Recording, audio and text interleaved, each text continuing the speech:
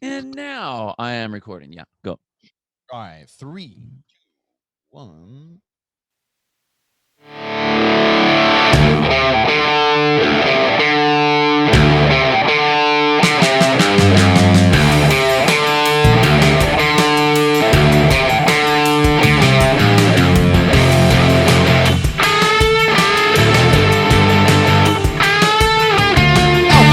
Get with the programming. I'm Chase Ingram. I'm Captain America. And along with me is Bill Grundler. Wolverine. And we're having a fun episode today. Usually it's analyzing, usually it's an interview behind the programming, something about programming. And with the semifinals on the horizon, we wanted to actually just have a discussion podcast episode of a few topics. And one was the question, does programming matter? Does programming matter? Who qualifies or who wins? And that's always an age-old question, and that's come up in many topics, and that'll be a discussion. The other one is, are you on the standardized programming camp for all of the semifinals, just like regionals used to be? Or on the camp of non-standardized, which the format currently is, a lot like what the sanctioned events is? And then the last point of discussion is, what would maybe our outline be, or what is the outline that these semifinals were given to program these events? So I'm really excited because this is just going to be mystery outlines that are out there floating around. Programming outlines that they have available. So I'm really excited about this episode because we don't usually just to get to. Well, it's not the man. It's not the numbers. I think it'll be very. I think reality is this is going to be a very off-camera discussion on camera. Because we will always kind of talk, before we go on the air, kind of lining ourselves up a little bit. But this one is, it's purely opinionated. It's where we stand mentally as programmers. And we obviously, the show is all about programming and how important it is and the direction of it and how it works and all that. And here we are talking about that, in this particular step as it's going up. And we've already played with a bunch of different versions of this getting to the game. Yes. So I think it'll be a good conversation. I'm excited. Grab your coffee, grab your bubs, and let's just sit down. That's right. That's right. So that'll be today's discussion. What we have coming up, and I'm very excited about this, is we have a series called Behind the Programming. And the whole purpose of that is to talk to programmers. We did the same thing with Justin Kotler, talking about the Underdog Athletics, which he revealed on the show, which was super cool. There's a lot of I've never breaking news before. We've got a breaking story on Get With the Programming. Insider information. So that was fun. And what we've gone to is we've actually gotten in contact with most of the semifinals event directors, and we're going to get their head programmers on and talk about the programming. We're going to talk about the events, the inspiration behind them, maybe what the outline was directed by CrossFit, how CrossFit was involved in that, what their specific semifinal has the offer, because as we said before, it is non-standardized, so they got to do their own thing. And is it relevant to maybe where they are? Like, is Australia going to have something really unique just that you can do in Australia, or something in, Nevada and all these other places around the world? Fittest in Cape Town, like South Africa, is going to have their own live event. So we're going to talk to the event directors and go episode by episode with the programmers. So I'm really excited about that one. It's always fun to talk to fellow programmers and hear how they think and pick their brains and see some new creativity. Oh, totally. Heck, after the last month and a half, it'd be nice to see something new. Yeah, that's right. You think anyone's going to have 150 or 180 GHDs thrown in there? It's like, oh, you know what? Here, we're going to mix it up. We're going to go 120, 120. No, 123. I was about to say some weird number to just make Chase. It's a prime number ascending ladder. I'm like, actually, I can get behind that because at least there's some order to the.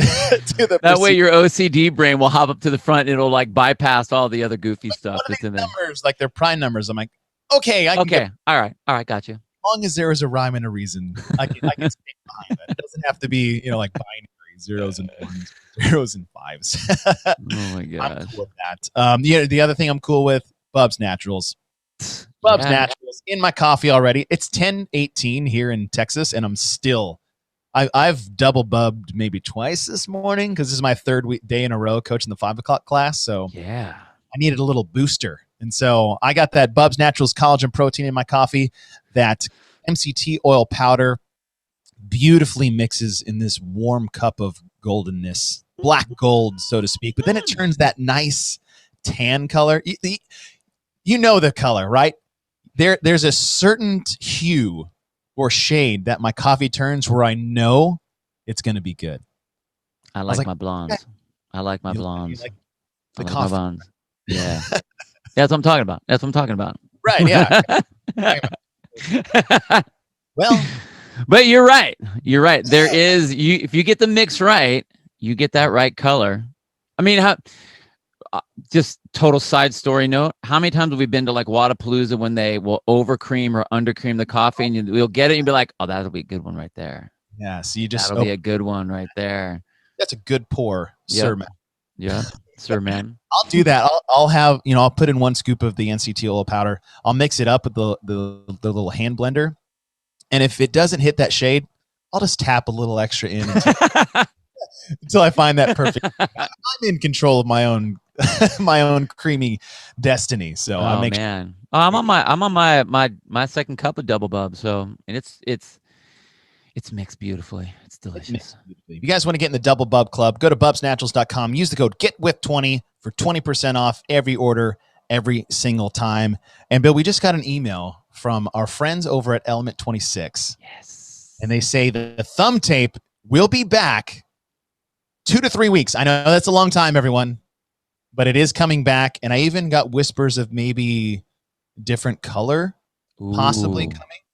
I mean, I'm good with black. I'm good with black. I don't need to have like pink thumbs or neon green thumbs, but Bill has the color palette of a vampire. About the extent. Monochromatic. It's the same thing my daughter says. Your favorite color is black. All you have is black everything. I'm like, well, yeah, it's technically cool. It's all the colors. No, it's the absence. Absent. It's the absorption of all the colors. Not the reflection of all, the absorption of all. There you go. The colors. You know that very sciencey. Have you heard of that? It's called pure black. It's a did I ever send you that video? It's amazing. So this one of these laboratories and scientists create pure black. So any black we actually see isn't actually pure black. And they actually had to do this with like on a molecular scale of like these carbon atoms that they stacked on top of each other. So I'm not going to post this video on this podcast, but what it really does is like it's an absorption of color. If you ever see pure black, how they make this, they got to make this in a lab. It's not like on a t-shirt. It literally sucks you in. Like it sucks. It's crazy because it's like a black hole, basically. Yeah, it's absorbing everything. So, well, hopefully if Element 26 gets pure black thumb tape, it doesn't suck my thumbs into it and all of a sudden they disappear. Well, yeah, so the thumb tape is coming back. So if you guys are waiting impatiently, just like we are, we're in the same boat as you. The thumb tape will be back in about 2 to 3 weeks. But while you're waiting, the hand grips, the knee sleeves, the belts, all the accessories you can think about, go to element26.co, use the code GETWITH15 for 15% off all your US orders. We've been doing some Murph prep. Murph is on the horizon. Yes, it is. What was this? Monday, this horribleness. It rained, so we had to row. We did a 1,000-meter row, 10 rounds of Cindy, 1,000-meter row, 10 rounds of Cindy, 1,000-meter row. It was supposed to be 800-meter runs. Yeah. So we got the volume of Murph partitioned with some running in between to break it up. And, that's 100 pull-ups. And I used those Element 26 rubbery hand grips where I don't even think I put my fingers on the bar. Just locked on. Just threw those over and just did pull-ups off my wrists for no grip fatigue at all. Slide those knee sleeves on. We 1-rep maxed our clean and jerk yesterday at the gym. We'd had this 12-week training cycle and almost everyone PR'd. That was really cool. Yeah. It's like when a class is all hitting it, like that vibe. Oh, totally.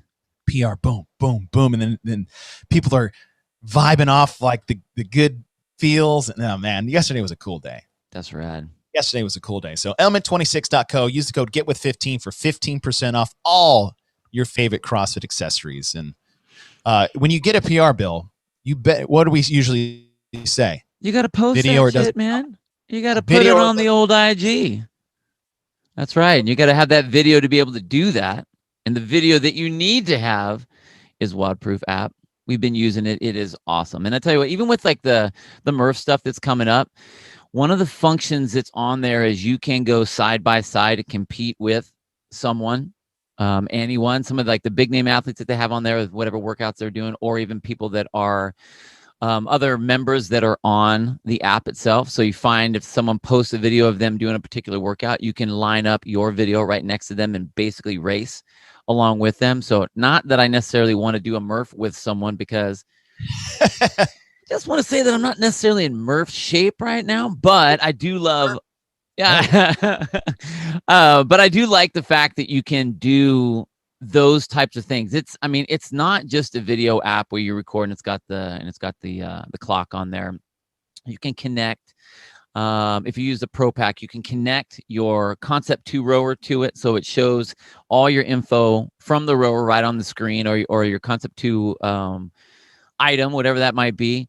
You can set up intervals on there. You can set up rounds and reps, and set it to where you know exactly where you are all the way through. But it's not just that, because it is getting yourself better as a athlete all the way around. So it has all the 12-week programs that are on there, whether it's gymnastics, whether it's weightlifting, whether it's HIIT stuff, whether it is nutrition, whether it's masters stuff, whatever your fancy might be or whatever you are lacking, they have the plan for you to get better at that. So whether you are trying to improve something or even just trying to improve yourself as a programmer, if you have access on that Pro Pack, you have access to all of those different programs. So you got to check it out.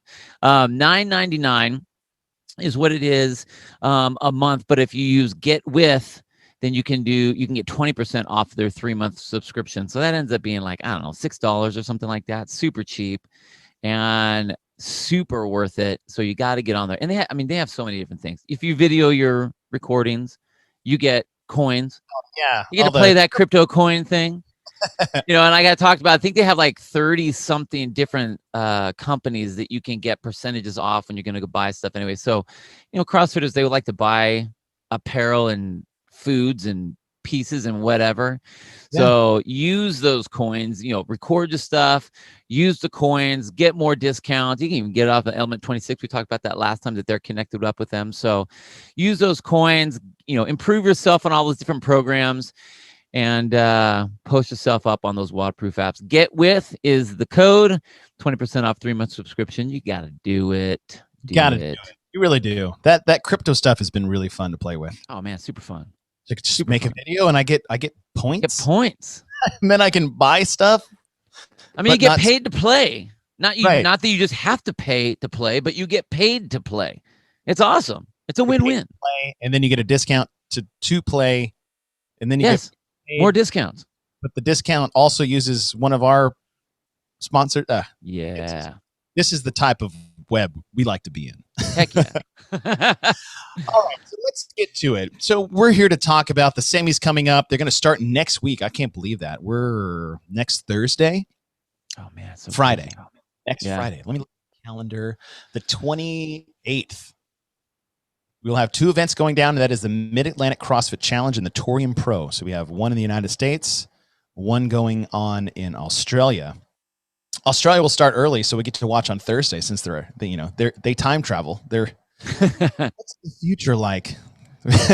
Go text our buddy Jeremy. Totally. What's the weather tomorrow, so I can play some bets? No, that's not how time works, but it does feel like that sometimes, especially when we're in Dubai. Oh, dude, totally. Hey, how's yesterday going, everyone? Yesterday was going awesome. Today or tomorrow. But what we know now is that all these semifinal events get to program their own event. And what else and a lot of these people forget, like there's other things tied to it. It's not just the qualification status. They have their own thing going on too. I believe they can do, right? They can have if you got individuals and teams, game qualification, but like sanctioned events they used to be is that you still have like other divisions there. They can do really whatever they want as long as the individual team stuff gets their programming and gets a qualification to the CrossFit Games. So you get a lot of hometown flavoring with these different events. And the question that came up, especially during the quarterfinals, age group qualifier, and the teams, and we talked about this with Brian Friend, was, does programming matter? And that's the first question we want to start with is, does programming matter? And really, and this is probably not what people want to hear, is like the answer is it depends. And it depends on a couple different factors, and you let me know what you think about these. Is that it depends on what you're testing for. Are you testing for the fittest person on earth and that's all you care about? Are you testing for one qualifying spot of the field or 5? Are you testing for a 10% qualification, right? And so you have to put it in terms of, well, what are we testing for? What are we trying to find? And then based off that, you can answer the question, does programming matter? Because I think over the years, and this has kind of been the problem with having such dominating figures like Matt, Rich, and Tia over the years, and even, like Annie's and Katrins who've won multiple back-to-back. Yeah. Is if your only question is this the fittest person on earth? Then really, whatever your programming is year to year to year, it doesn't matter if they keep winning. Because then you're like, no, it doesn't matter because they're the fittest in the world. Right. But if you say, are we trying to find the fittest people on earth? And did we find them in the correct order? I think then it does matter. Well, hold on. Let me just kind of hold you on that. The catch-all argument to say, Matt, did the fittest win? Yeah, that's kind of like, you can always go to that, which is, it's true. It's not that it's untrue, but it's kind of a cheap way out. It's I agree to answer that. I do not like that, and the problem is you're right, because it doesn't matter what you put. But if you look at what CrossFit is saying, one of the 3 models is whatever comes out of the hopper, you should be able to do well in. Right. And so in that model, it doesn't matter what stuff you have come out. So I think if you're looking, if you're, and I don't want to say the 30,000 foot view, you have to kind of go back to like the stratosphere view where you're coming way back and be like, yes, globally speaking, you should be able to do whatever comes your way. The problem is that we are not globally looking at fitness. It's a competition in fitness. So now it's like you have to decide, and this is what you're talking about, like where we get where the view now comes in, where it does depend on what you're testing. Mm-hmm. Because if you knock somebody out that should be in there to mix up the quote unquote competition, right, that's where it gets important. Yes. And I think a lot of it's semantics too, because, okay, say you look at the most dominant athletes in the sport. We said Matt, Rich, and Tia. And at the end of the day, so say we talk specifically the CrossFit Games or even a regional event, it's like, okay, we found the fittest person here. Yep. And the phrase, and this is turning a phrase, is there's a difference between saying it doesn't matter what was programmed, they're the fittest on earth, versus saying programming doesn't matter. Right. You think that's fair? Yeah. No, I'd agree with that. Because those are entirely 2 different things to say. Yes. We are saying specifically to that athlete, it doesn't matter what they programmed at the CrossFit Games on the men's side between Rich's 4 years, Matt's 5, and Tia's 4. They were the fittest person on earth. It didn't matter what was programmed. That doesn't mean programming doesn't matter when testing the fittest on earth or finding your fittest athletes 1 through 40. Right. And you're right. The phrase of, well, we still found the fittest person. I was like, I feel like that's a big cop out. It's a cop out. A huge cop out, because like, no, your ass got saved because the fittest people still won. Imagine what the world would have done, the CrossFit world, not the real world, if Matt didn't win in 2019. Yeah.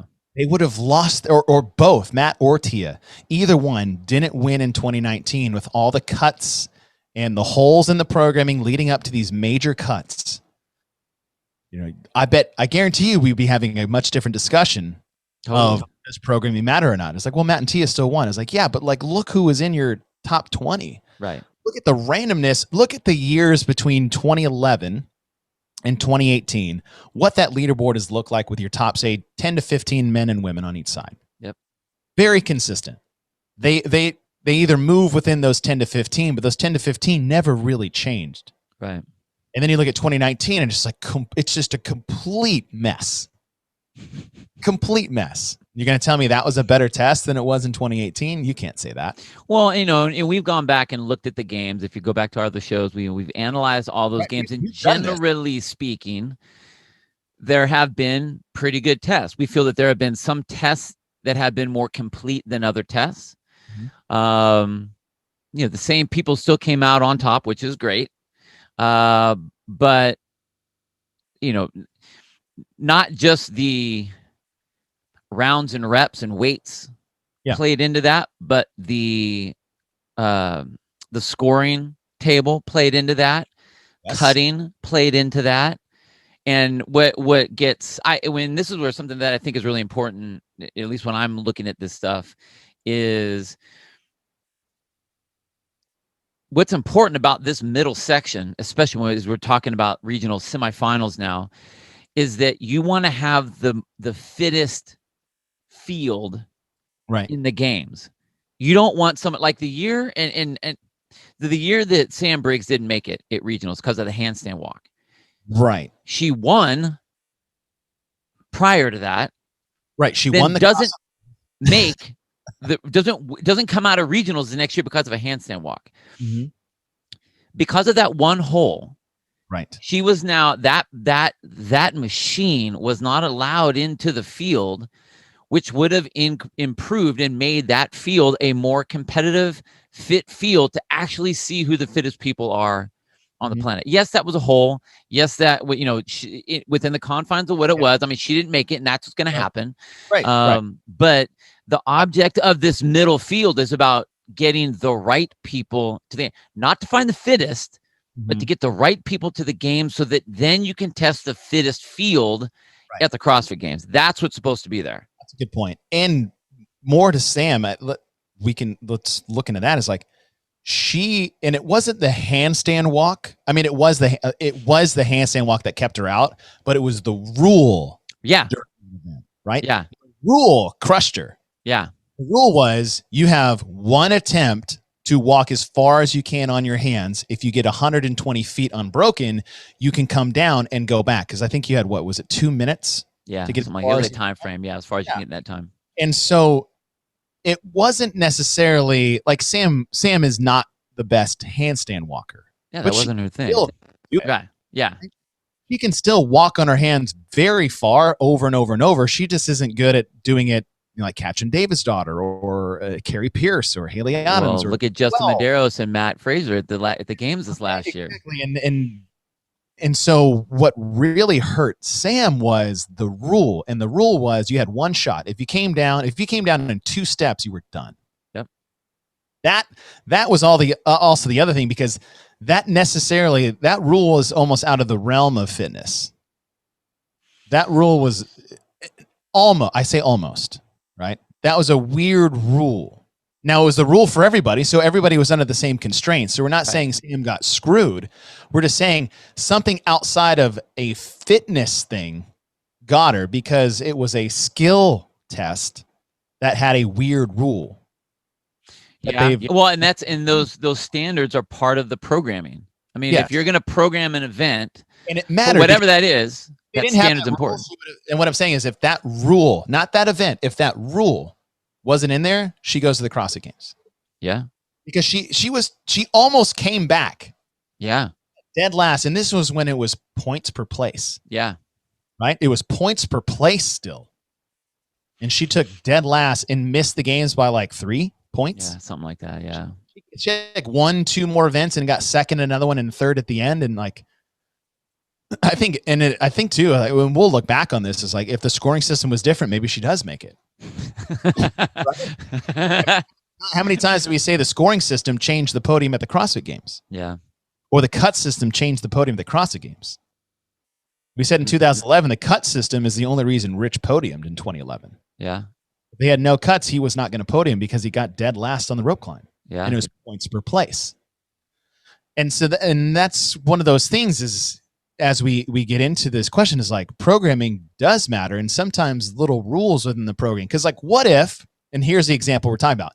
What if in Torian Pro, they had the handstand walk event that we're just talking about with Sam, and they had a rule was if you fell, you were done. But in Mid-Atlantic CrossFit Challenge, they had the same event, but they didn't have that rule. Exactly. This is what we're talking about.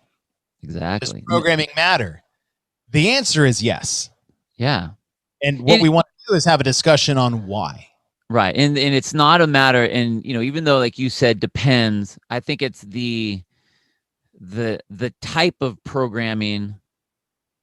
What depends is what you're trying to do, whatever the goal is that you're trying to do. So you don't want to program something that is going to keep the fittest people out. Should stuff be hard? Absolutely. Should it be skilled? Absolutely. Should it be things that weren't in the open? Absolutely. Because now that we have, and I really like the fact that, that you have your 3-step process or your 2-step process to get to your top people at the games. That's the way it should be. In the old days, it was, you had your open, which was low skill, but high volume. Then you get to regionals and it was like heavy as shit. Jeez, oh man, some of the stuff was so heavy and technical. And then you got to the games and it was like, okay, now it's a free for all. Now you try new things, weird things where you get to really test your level of fitness in ways that more than likely you haven't been training for, which is what I always liked about with the games. You really get to truly test your fitness in a test of fitness. That's really weird to say.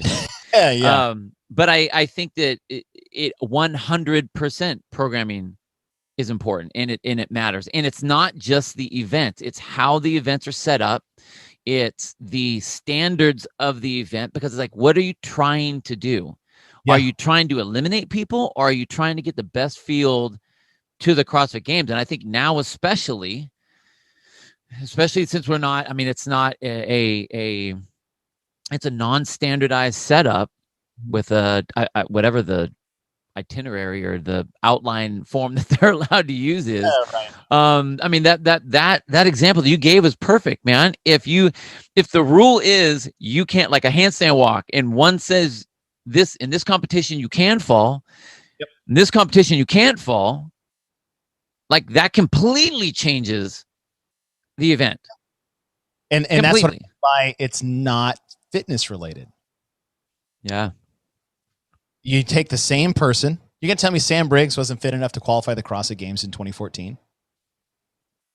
No. You can't tell me that. I was right. She just won the games in 2013, and look at everything she's done since 2015. She made it back in 2015 and got on the podium 2 years in a row after that, 15 and 16. Yeah. 14, when she just won the CrossFit Games, podium 2 times after that. In 2014, she wasn't fit enough to make it? Yeah. No, absolutely not, because the example we just said. And that's why programming matters. And we'll get into that as we foray into, does programming matter? The simple question, or the simple answer question is yes, it does. 100%. Now that I talk it out, it's like, it's not even subjective anymore. The answer is yes. And so the worry is there's pros and cons here. Let's shift that into standardized programming, like regionals was from 11 to 18. Yeah. Or non-standardized programming, like the sanctioned events were in 19 and 20. What the semis are going to be here. And really, people forget in 2009 and 2010, it was also not standardized. No, yeah, not at all. Every regional, and there was like 30 of them at the time. In 2010, they sent like 140 individuals, men and women. I know. To the CrossFit Games. It was not standardized. And I'm in the camp of, I like it. I like standardized programming when looking at the season as a whole, right? In the Open, everyone had to take the same test. In the quarterfinals, everyone had to take the same test. At old regionals, everyone had to take the same test. So you had this collection of athletes all coming together around the world to the CrossFit Games who all took the same test under the same pressures and standards. And that was fun for me. I like it being standardized. The non-standardized, we just made one example of the worry there, giving too much freedom and not having a standardized test between the events. We don't know how similar it's going to be, but it's like sanctioned events. It was just the Wild West out there. Yeah. But then again, you're only qualifying, and this is where I talk about it kind of depends.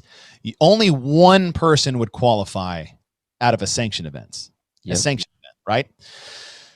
So then you get back to the did programming matter for that one person to qualify? It's like, okay, now I get back to the other side. It's like, okay, well, now we're taking 5, and now we're opening up a wider field. It always matters. But for that person that weekend, it didn't matter what was programmed. They were going to win because they were the fittest person there. I think it's really interesting how we go from non-standardized, and when we made the switch originally from like the sanction events, 2009, 2010, to the regional events. Mm-hmm. The general consensus was, because we are testing everyone to test to see who the fittest is, that there was a feel of yes, competition, but very laboratory, meaning we want to take all the variables out. Because if you're in one region, like I think like way back in the day, and if you haven't, I sent you these links, but if you guys out there haven't checked it out, there's a website called WODWell. They list all kinds of workouts. So you can go to what were the 2010 regional events, and they will list all the different events from all the different regions, or at least a large number of them, on their free element. I think you can see all of them. If you do the paid thing, it's like $4 a month or $4.95 a month or something like that. But they have all those different events, so you can see all of those even to when it switches. So there are some events on there that are like, oh man, dude, that would crush people. And then other ones where you're like, 20 double unders. That's what you want. You want to do 20 double unders on this thing. Okay, that's dumb. It doesn't even make any sense. So we go from that non-standardized, where people are just kind of doing whatever, to a very standardized, where now it's like, okay, now we're playing professionally. Right. Now everyone's running the same race. It isn't some weird, if you were trying to make the Boston Marathon or something like that, and I'm going to do this one marathon trail that's like, it's got a bunch of hills in it, so my time sucks. Or I'm going to do this other one that's all downhill, so I'm going to go really fast and I'll make the time there. Different variables like that. That's not a fair qualifier to get through it.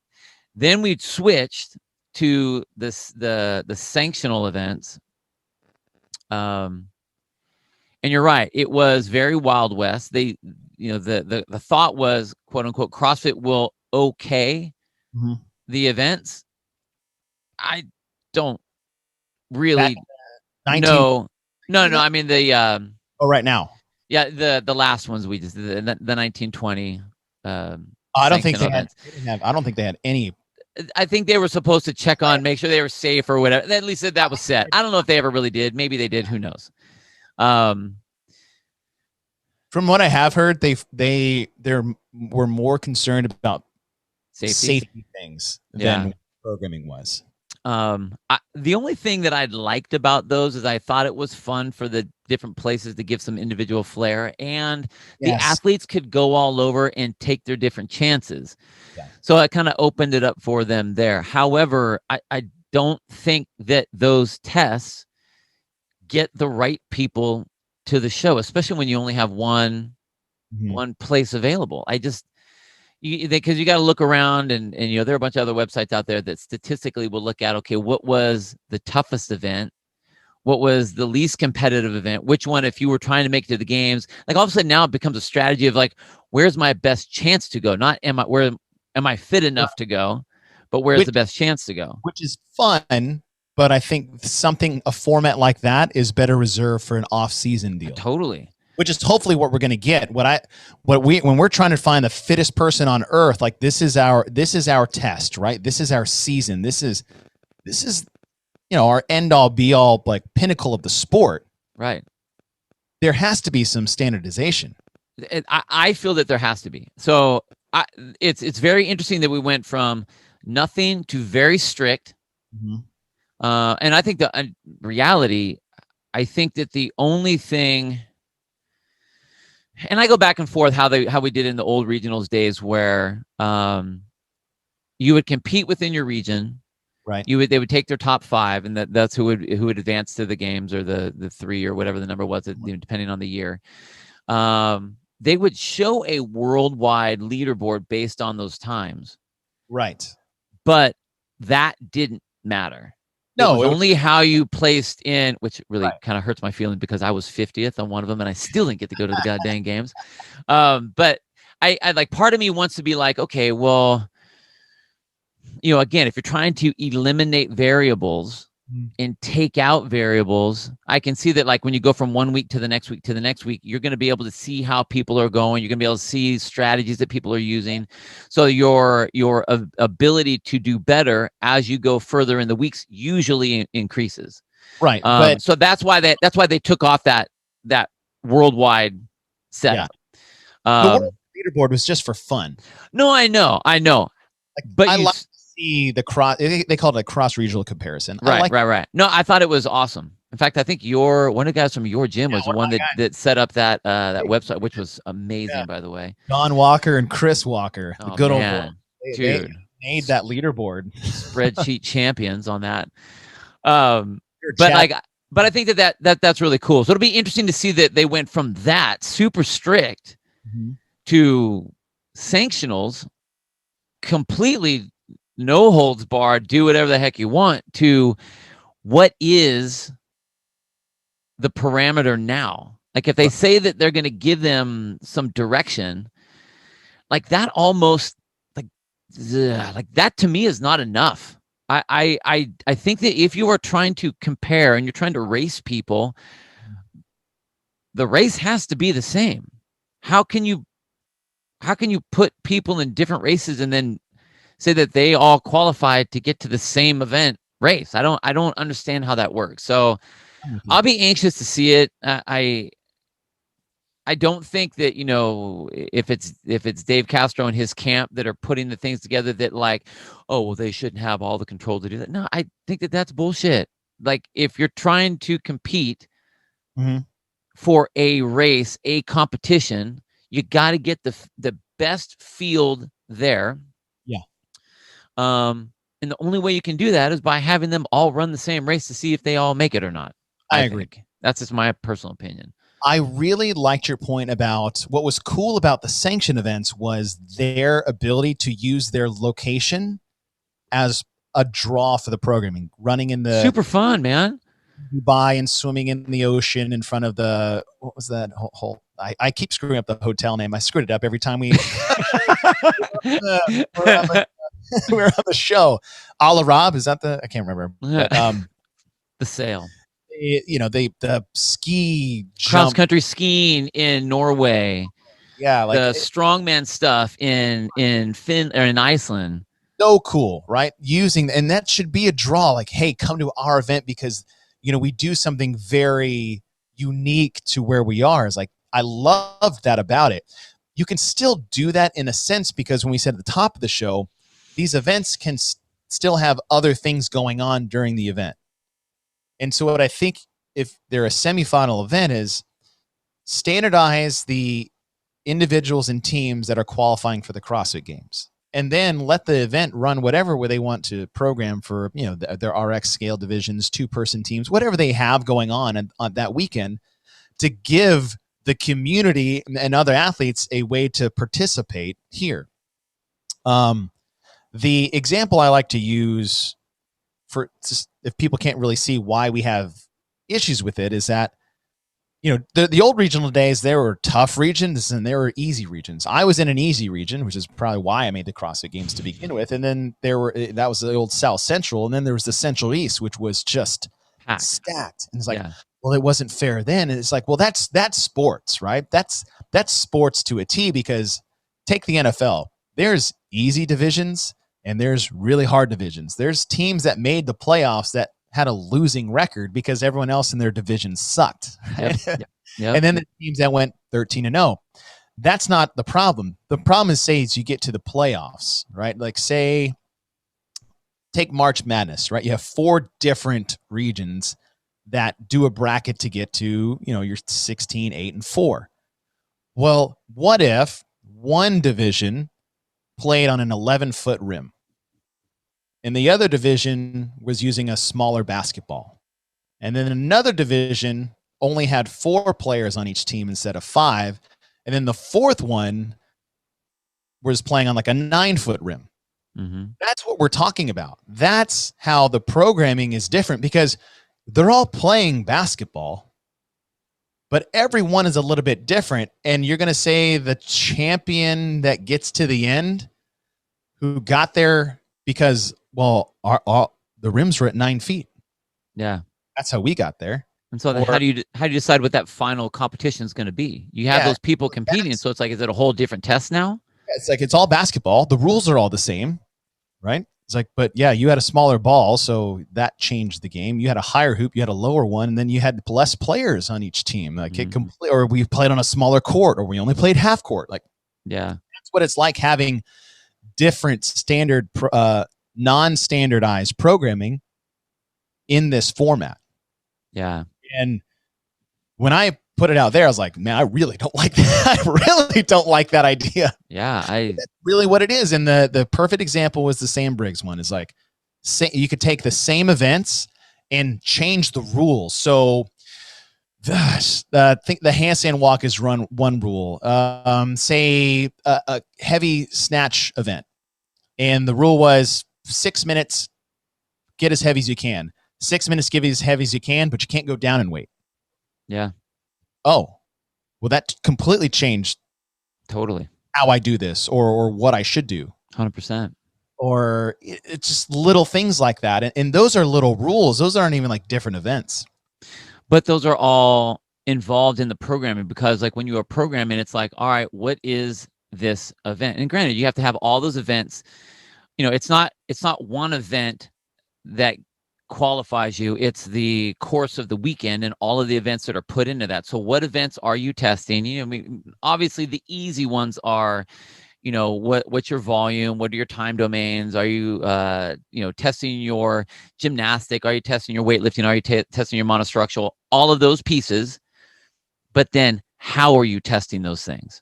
Yes. All of that is grouped into that test to determine whether you're getting the right people to move forward or not. The other thing that's unique this year, especially over the last couple of years, is you are in your wherever you are or whatever you are as a citizen of, that's the only region you get to compete in. Yes. So I mean, that was different in the sanctional event.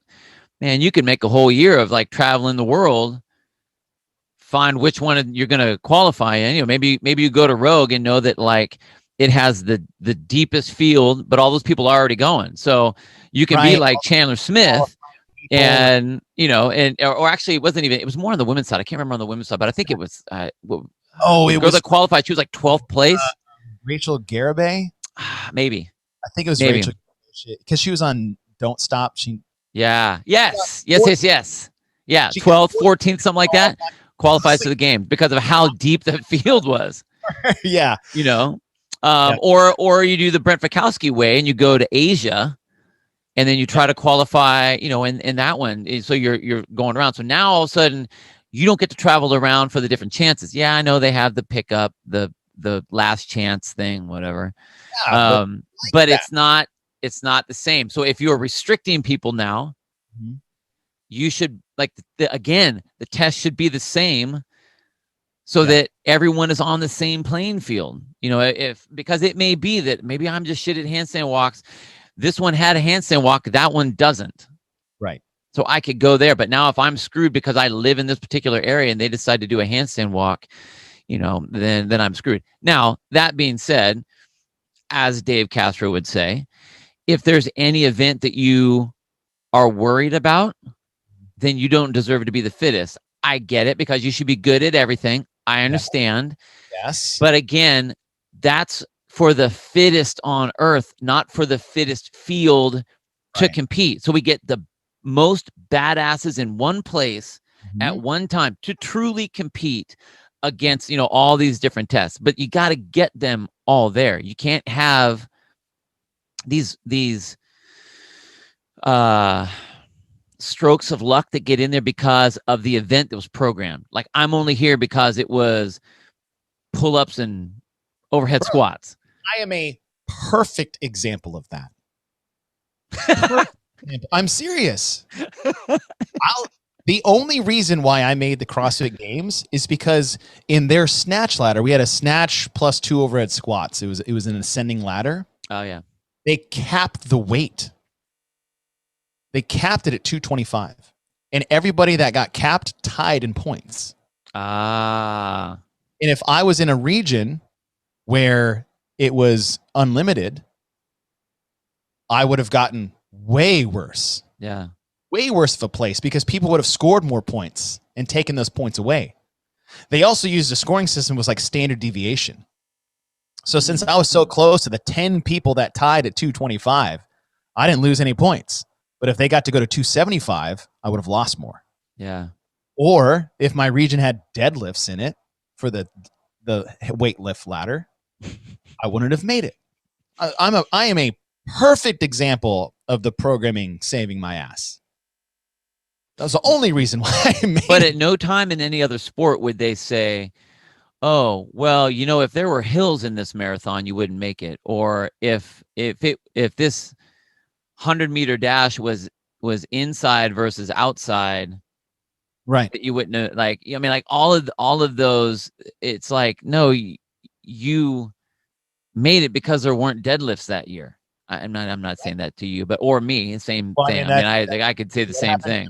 2 other times, right? Yeah. If it 21, 15, 9, 30, if it was 21, 15, 9, 30-inch box jumps in 185-pound overhead squats, I'm a 3-time CrossFit Games athlete. Boom. But it wasn't an overhead squat. It was a deadlift. Yeah. That's it. That's the only reason.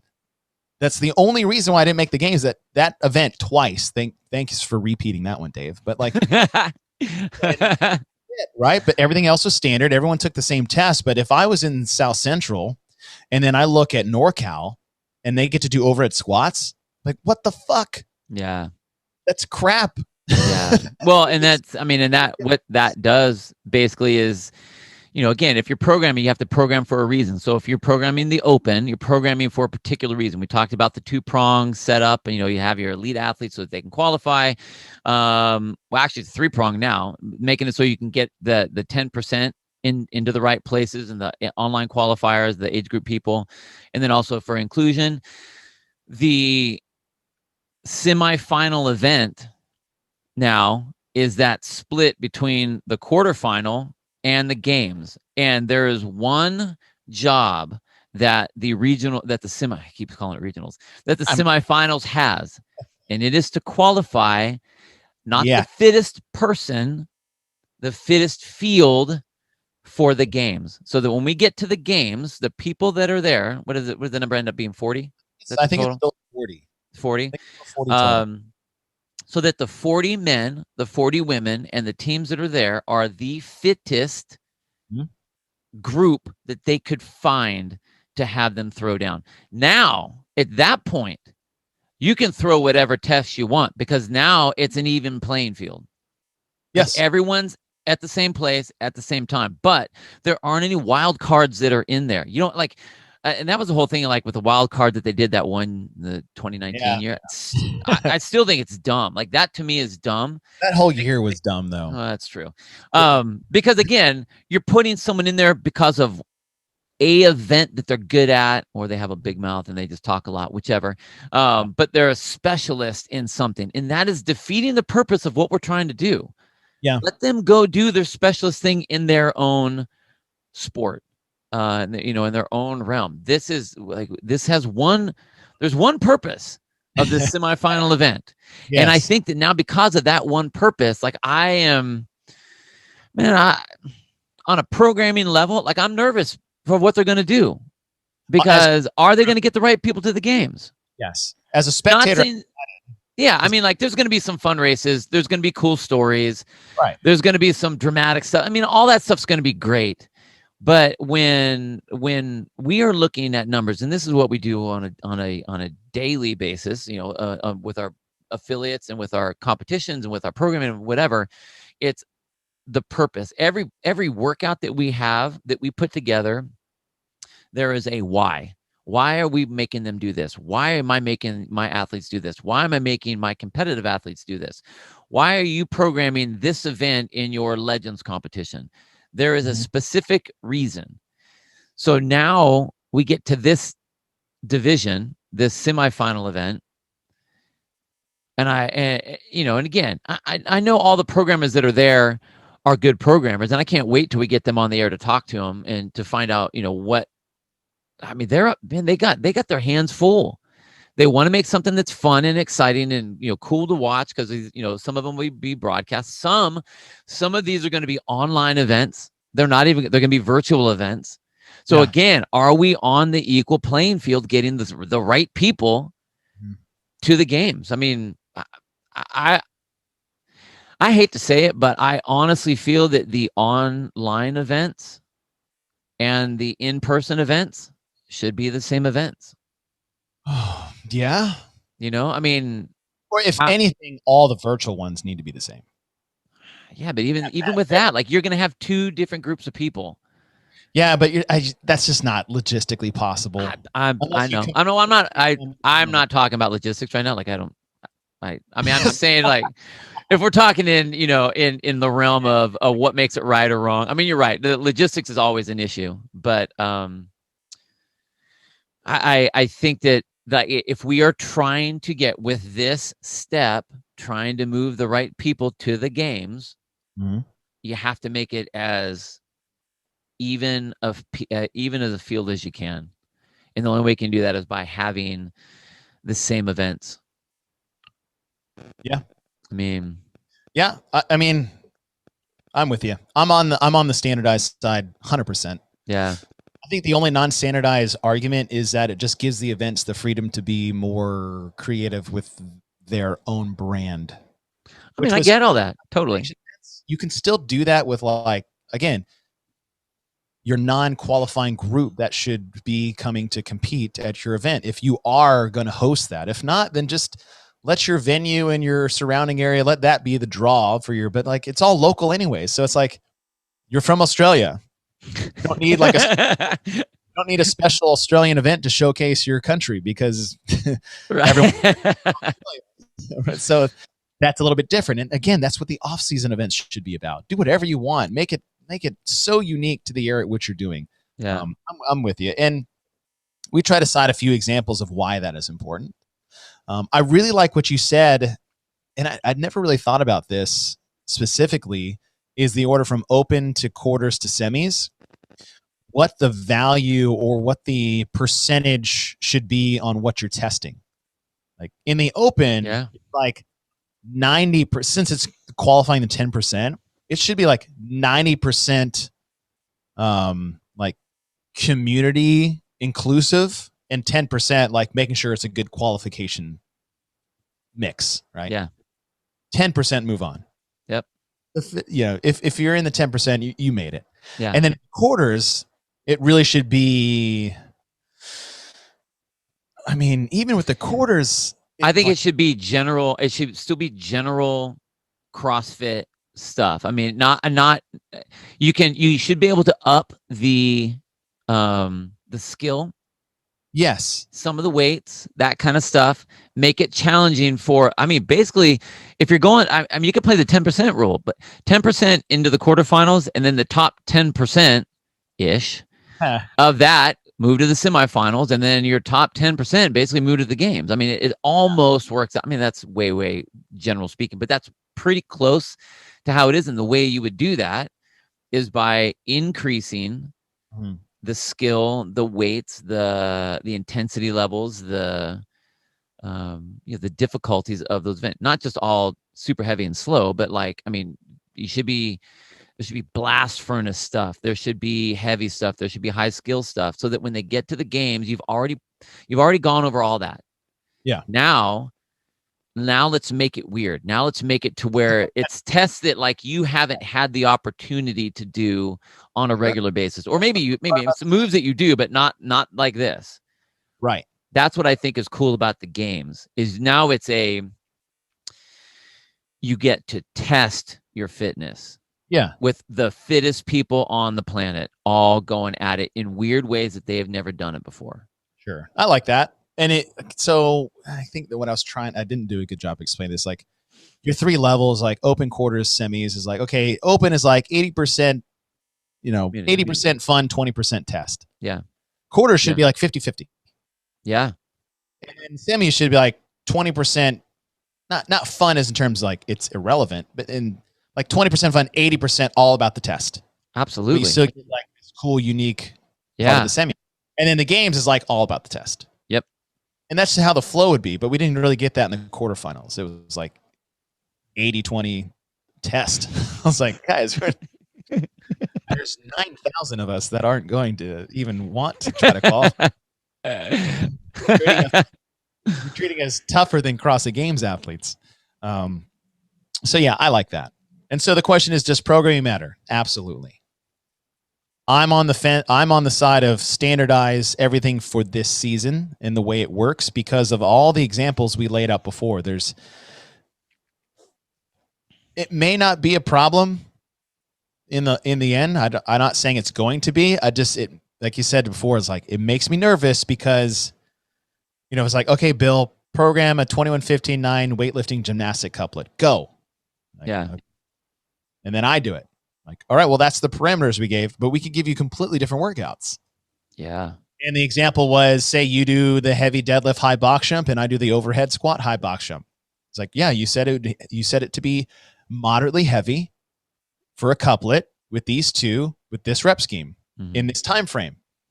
It's like, yeah, both those check the box, but they are completely different workouts. Yeah, they're absolutely like different the workouts. Times could be the same. The reps could be the same. The gymnastic weightlifting could be the same. It's a couplet, but there's still 2 different workouts completely. So, and out of that, are you getting, I mean, what are you going to have? Six events probably. So right there, you have that percentage. Another big question so this moves into our final piece of the conversation is the outline. Yeah. What is the outline? I've had conversations with people of what it may be, and I've never gotten a clear answer. Yeah. Which is probably why they shouldn't be telling me. Maybe that's why you didn't get a clear answer. The big question I have is like, why don't we get a clear answer? Yeah. I don't know what's CrossFit what is there to hide? We had this discussion with Boz. We had it with Eubanks. It's like transparency is the thing we always lacked previous to this year. And that's one thing they wanted to be more transparent about so that the athletes don't feel like they're, on the outs or getting swindled. It's like, why just release the outline? Is there one? I hope there's one. But I've heard anywhere between 5 to 8 events. I was like, there's a range? There's a range of events? Just throw more variables into the mix, man. 6 events, 2 Friday, 2 Saturday, 2 Sunday? Now, again, I don't know. Well, again, the problem is that all of those things change the event. They change the test. Yeah. And so you're going to have different variables and people advancing or not advancing based on the variables rather than being based on the field that they're supposed to be tested against. So here's I just hope that I get in the low basketball hoop because otherwise I don't have a shot. Right. Is there a small ball, little basketball hoop, half court division we can play in? No one above 6 feet division. That's the. And okay, so I've been trying to, does anybody know? We, like I said, we've talked to every single sanction or not semifinal out there and trying to get an answer, and no one's giving us an answer. But things I've heard from other people outside of that, it's like, I think there's a range of events out there. And I can only assume that they said, okay, you have to do something heavy. You have to do something long. You have to have this many couplets or triplets. And there. It's like, I still think that's way too vague. No, it's like, absolutely too vague. Let's just do this for fun. It's like, okay, we have a strength test. Say we're doing 6 events or something. You got a strength test. Pick one movement. Go. What are you going to pick? We've already. Let's just do it fun and fast. Name a strength test you want to see? Clean and jerk. 1 rep max? 3 rep max, touch and go. Time frame? 5 minutes. Okay. I want to see a thruster ladder 10 to 2. There's my strength test. Okay. Those are completely different strength tests. Yeah. Right? But I tested strength. Yeah. I just doing in a ladder. Okay. It's like, your endurance event, it has to be 20 plus minutes and it has to have monostructural gymnastics and weightlifting in it. Monostructural weightlifting and gymnastics, is that what you said? One of each, yeah. But it has to be 20 plus minutes. Okay. You're going to do.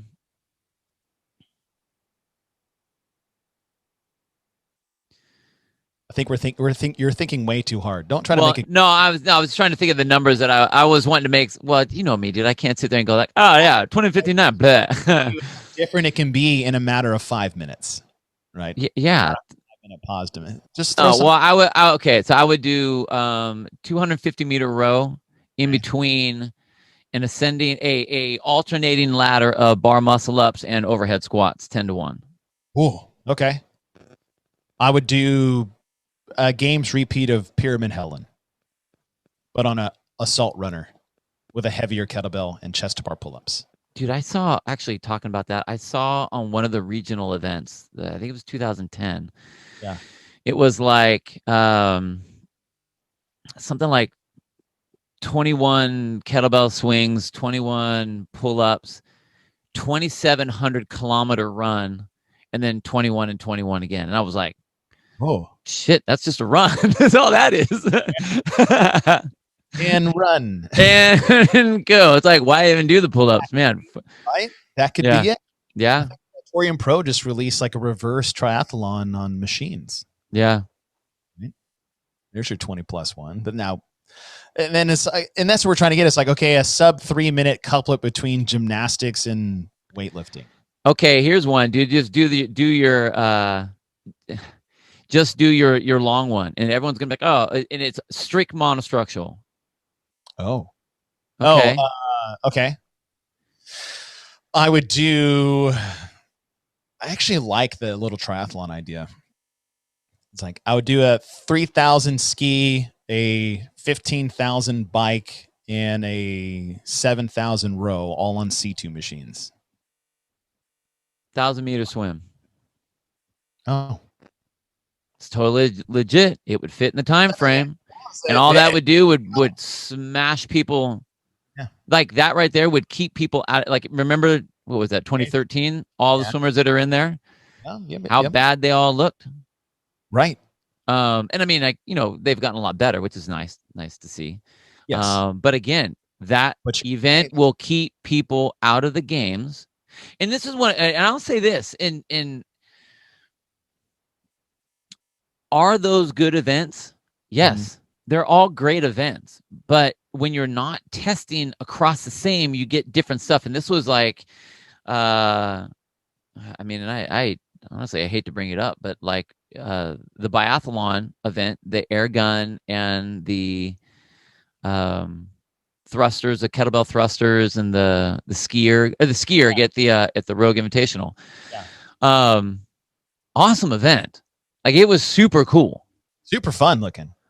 but if all of a sudden you have someone that isn't good at shooting guns, and this is going to be something that qualifies in the games, is there a possibility of that not being a good event for that? Possibly. Yeah. I get it. Unless if you have all the events doing that, then hell yeah. Okay. Then you just made it to where it's totally fine and no one can argue because everyone's being tested on that one thing. Right. Yeah, I think if you were to have a long swim only, I think that event is awesome, but I think it would be the wrong event to program because you're going to keep people out. That's not the place to test the field to remove them from the test. Good point. That's a good point. It's and I know that at that time, and that this is not a bad, like, again, with the Rogue event, I think that was a rad event. And it was super fun when we had the biathlon, like the Olympian biathlon commentator when we were doing that. It was super cool. I mean, that event was awesome. It was a very cool event. I see an event like that in the games rather than qualifying people to the games. That's fair. Because again, you have the fittest field, and now you can do those kind of things where it's like, now let's test all of those things. Right. And when you have 14, 15 events, having something so niche like that isn't going to really make or break the weekend for somebody per se. I mean, it could, but if it was only 5 events, like, oh, wow, this counts a lot for the end all. 100%. Well, and there's the thing too, is like, if these events aren't standard, 5 to 8's the range. Yeah. I'm like, okay, well, for me, I hope I'm in the 8 event one because I do better with more things. And especially if you have a strength event, which is going to be my worst event, no matter what comes out, then 20% of that goes against me in a 5 event test, but only, I mean, I can't do the math right off the top of my head. 12%, right? 16% counts against in the event that has 8. Yeah.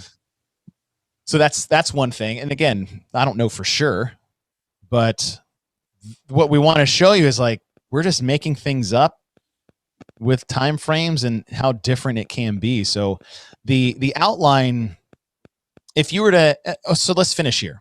We usually kind of do a predicting the programming or what we'd like to see or what should have been, what would be, if you were just like, all right, Bill, you have to give him an outline what to do. How would you fit that, right? What parameters would you, let's just say for 6 events, right? Okay. I was going to say, first of all, I would say you have to have a set number of events. And 2 and 2 on each day. Yeah. Yeah. You have to have a chipper style event. Okay. You have to have a 3 rep max strength event. Okay. You have to have a couplet weightlifting gymnastic. You have to have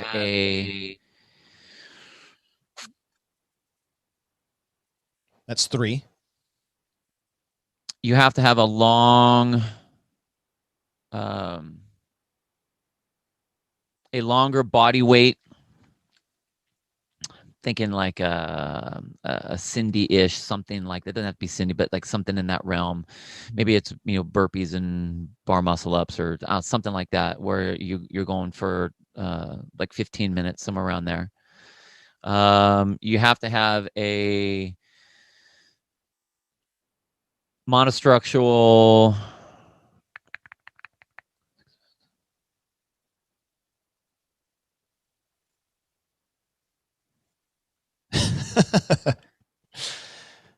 you have to have a monostructural element, like where it's monostructural loaded. So I mean, maybe you have some other pieces in it, so you can kind of make some rounds of it. But like the gist of it is either the rowing element or the double under element or the running element of that. Okay. And a triplet of some sort. Yeah. You have to have a sub 7 time. You have to have 3 that are in the 10 to 15 minute realm. You have to have a 20 to 30 minute, and then you have your strength. Yeah. Even then, like you can get more strict. So I like what you did on your strength one. It's like, okay, you have a strength and it has to be a 3 max. And I would even go as far as say as it has to be one of the Olympic lifts. That's fine. And so if you're going to let them do their own thing, I still feel like you need to be even more strict. Because like 3 max of what?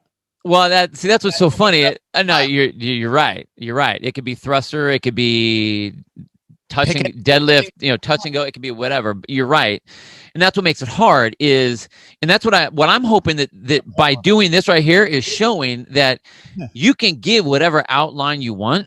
Yeah, I mean, like test is still going to be massively different. Yeah, you spent a good amount of thought into that. I was like, poke, poke, poke. Yeah. Which way? Like, you're right. An Olympic lift. Okay. It's like, even then it's like, can I do a complex? If it's all snatch, is that 3 reps? Yeah. It's like in there. And that's just at the strength event. And here's the other thing is that programmers, and all the different events have a different programmer. There is an element of